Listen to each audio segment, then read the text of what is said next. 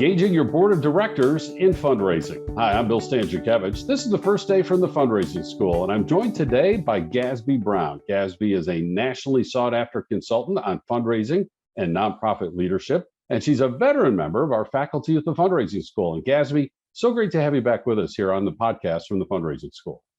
It's my pleasure, Bill. Gasby also is the author of Engaging the Board for Fundraising. That's chapter 20 in Achieving Excellence in Fundraising, the 5th edition that came out in 2022. And Gasby, before we get into some of the particulars about the chapter, why is it important for board members to donate and fundraise for the nonprofit organization? As the volunteer leaders of the organization, if they don't give, why should other people from the outside give? I mean, it's really a pretty simple formula. If the board is investing in the mission and the purpose of the organization, then that gives the organization the right to ask others. Now, you know, as you teach for the Fundraising School, and this comes up when I teach as well, the fundraisers tell us some of their board members will say, well, look, I'm already donating my time. I'm already donating my expertise. I'm already donating my contact list. Why do I also need to donate financial resources and also think about other prospective donors? What advice and guidance do you give to fundraisers when they hear that from some of their board members? Yes, I hear this often in teaching and also just in talking to leaders in the nonprofit sector and their staff. And they are very concerned about the fact that some of the board members are not giving personally. And once again, getting back to the investment. If you are investing in the organization as a board member, as the top leader of the organization on a volunteer basis, then you are showing the rest of the world that this is a worthy cause. Now, I just want to add a caveat there that not every board member is going to go out and ask. And that is the other part of the fear. Giving is one thing, asking is another. And there are other ways to get the board engaged in that process. And what are some of those ways that board members can be engaged with fundraising if they're still hesitant to be involved with making the ask? Thank you notes are really, really big. Just being able on the personal stationery of the board member to write a note thanking the donor for their gift. That is so exponentially important to the donor. You'd be surprised, I think a number of people would be surprised at the gravity and the appreciation that is shown when something like that is done. Also, once again, as you mentioned, giving the content for other people to be asked. This is in using their connections and their networks to make sure that others are part of this, because I refer to the 5 W's, Bill. Building a board, wealth, wisdom, woo, work, and then the 5th one is wow. So wealth is very evident, but wisdom, choosing those board members that have been around the rodeo, so to speak, a couple of times and have nonprofit board experience. And then the ones that can wooing others to be a part of the organization and giving, and then working on those subcommittees that are so important. And then finally, wow. Wow is the passion that each board member should have. Love those 5 W's, Gasby. And when we've discussed previously, we've also talked about the importance of diversity on our boards of directors, including diversity amongst economic class. So help us understand the wealth W when we think about making sure we also have economic diversity on our board of directors. Well, some organizations are required to have some of their constituents, and they're doing constituency work with underserved communities. They are required to have a number of people like that on the board. And that is so important because they're giving the real life experience of what is needed. And how do you know what your purpose, how your purpose is being satisfied, your mission and your vision, if you're not getting input and hearing from those people on the ground? You gotta hear. So again, we want to make sure that all those voices are being represented, and Gasby, diversity in all of its forms, right? In terms of race, in terms of gender, it could be geography, it could be profession. How important is it to be mindful of diversity when recruiting to our boards of directors? There was a study done that said that if you make a decision with people who are just like you, you're likely to be right 55% of the time. But when you include others, you're likely to be correct 75 to 80% of the time. I like that percentage, and I think most people would. And getting other people who are not exactly like you to give their input and perspective on various issues facing the mission, the purpose of the organization. It's just so important for the organization to be sound and relevant. The best way to make a well-informed decision is to be well-informed. And the best way to be well-informed is to gather information from the widest variety of perspectives and sources as possible. And of course, diversity is just morally the right thing to do, but it also has that nice practical benefit of helping our board make well-informed decisions and having outreach to the broadest range of folks in our community.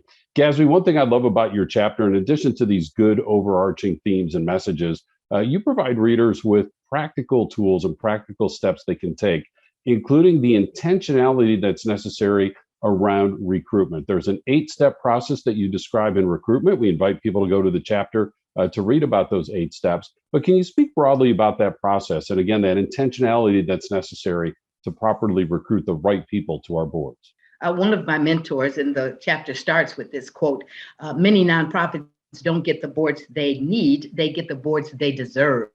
And that's a seatbelt tightener right there. And that is because of the need for intentionality in recruitment in the first place. And we look at how you identify and qualify various board members and really getting into strategy too. Even if you've identified a great board member, does that mean that board member wants to join you? Well, answering that question is very important. Strategizing around who is best suited to make the approach to the potential board member. And then after that, using that strategy for recruitment. And we also know the academic research shows that, we have the 5 W's, aspects that we're looking for in our board members, but that each board member has to have passion for the cause. And, Gasby, I know that almost sounds like, well, of course, that must be the case.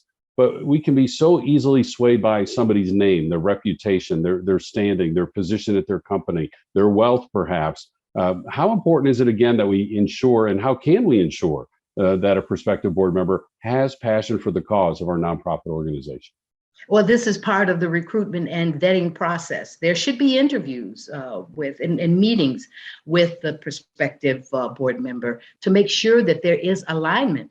That is just so important. If there's not alignment with the passion, and in avoiding that pitfall, just because it is a big name, having that on the letterhead as your board member. But if that board member is not going to be involved, it can be a fatal flaw to the effectiveness of the overall board. You have one board member that's there with a big name, but never coming to the board meetings. How does that optic really look? And what effect does it have on the overall morale of the board? And so we were very intentional about who we recruit to the board, an 8-step retention process that Gasby lays out in the chapter. And we're not done. Oh, no, we're not done. There's also an 8-step process for retention. Gasby, why did you include that? Because, if I have the right people on the board, isn't my work done? And you described, no, we're not, that we need to be very intentional about retaining good board members as well. Can you help us understand that, please? There's a book that I love called Not on This Board, You Don't, by Arthur Franzreb. And Arthur Franzreb says that boards should be constantly honed and fine-tuned. And that is really, it's a straight it's a straight line to retention. And I got caught up in Arthur Franzreb for a moment, but it is a straight line to retention. Retention is so important because board members who are not engaged, we're going back to engagement now. If they are not engaged, why? And this is where you come to this committee on trustees or your nominating committee or governance committee whose responsibility is to not only recruit board members, but to make sure that they're engaged. What kind of training is needed for board members? And more importantly, and in the chapter, we talk about onboarding, the importance of it, and how you can have various steps to make this successful. Gasby, as I ask you to conclude with maybe some final words of advice for fundraisers and nonprofit leaders as they think about their boards of directors and fundraising, we know that boards have the ultimate legal authority over the nonprofit organization. A nonprofit has board members before they have staff members. You can have a nonprofit with a board and no staff, in fact. And yet we also think that when we do have staff, and we know that when we do have staff, the staff are with us full time. The staff are doing this every single day. The board members are just volunteers. So if a board is underperforming, perhaps the first place we need to look is with the staff to make sure that we are recruiting properly, providing the right orientation. You mentioned board training, all of those different steps. So as fundraisers, as nonprofit leaders, just what overall advice do you have for us when we think about engaging our boards with fundraising? I think level setting on expectations is really, really important. In so many instances, board members are asked to join a board with the assumption that they know how to be a board member.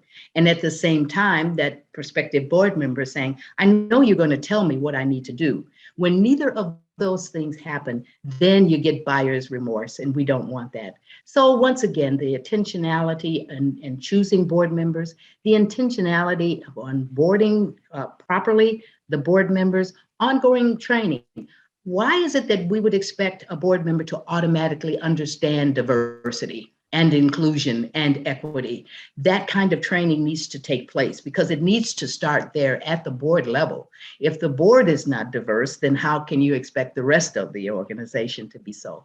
So it's those kinds of intentional things that the chapter points out very, very clearly. There are templates within the chapter that nonprofits can use to make sure that they're on point. These are leading practices, templates that can be utilized. So I would just suggest, more than anything, 1, read the chapter, 2, read the whole book, because it is chock full of tremendous information that can help any nonprofit be successful. As we mentioned, expectations. In fact, the research shows when we communicate expectations to our board at the time of recruitment and orientation, those board members are 11 times more likely to donate and fundraise than if we don't communicate those expectations. Not a huge surprise. We want expectations in all areas of our lives. We need to be communicating those to our board members as well. And of course, this is the type of content that we include in our course at the Fundraising School on board engagement with fundraising. And here's what we do. First of all, we require a board member to attend. Not just the staff, but we want a board member to be there as well. And that's why the course is only available online, to make it easier for that board member to attend. And so check out the Fundraising School's course on board engagement with fundraising, available anywhere in the United States and around the world online, as are all of our public courses. Now, many of our public courses are also available in person across the continental United States. We have custom training. We can bring a public course just to your nonprofit. We can design a course for your nonprofit, your association, your region, whatever the case might be, around the world, and of course, right here in the United States. We have our quarterly webinars. We have our free podcasts, as well as a link to the textbook, Achieving Excellence in Fundraising, the 5th edition. All of that on our website at philanthropy.iupui.edu/the Fundraising School. So grateful to have an opportunity to work today with my colleague Gatsby Brown. Our producers today are Dustin Donovan and Mike Anthony. I'm Bill Stanczykiewicz, and now you are now more fully informed on this first day from the Fundraising School.